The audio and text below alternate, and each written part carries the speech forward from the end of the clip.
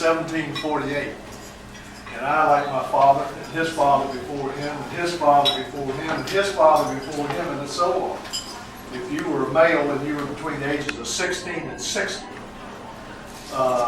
and you were not the sheriff, the teacher, a minister, or a slave, or in most cases an indentured servant, you served in the militia.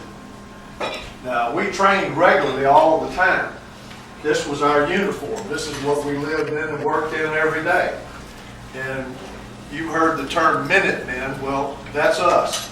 Because in 1 minute I could run in the building, grab my possibles bag, my powder horns, and my musket, and I was out the door in a minute.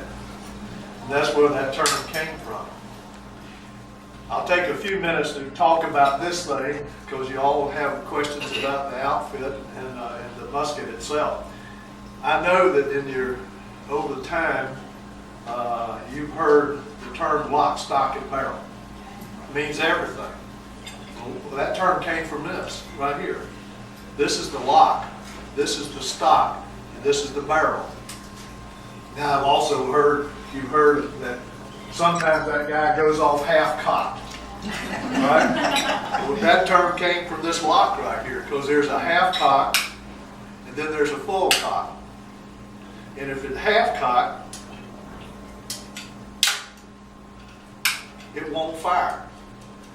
So that's why if it goes off half-cocked, you can't shoot.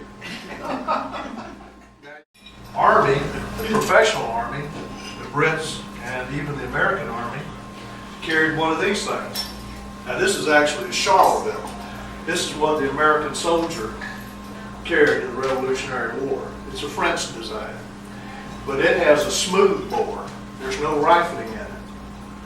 And it also doesn't have a rear sight.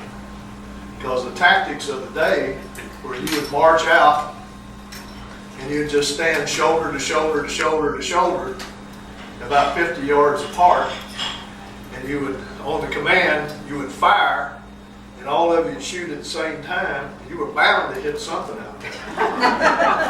And of course the British carried the Brown vest, and that was a 75 caliber round. This is 69 caliber.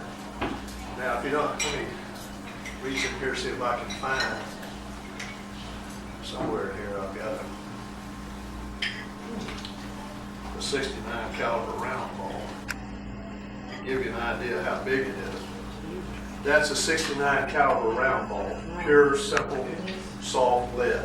You can imagine what this would do to you if it hit you. If it hit you in the extremities, your arms, your legs, you're probably going to lose it. If it hit you anywhere here in the cavity, it was probably going to kill you because it would flatten out and destroy too many internal organs. But anyway, these were the muskets that were of the same day. Now honestly, stand there shoulder to shoulder to shoulder, tactics never changed all the way into the Civil War. At the very end that they got into some beginning to change the tactics.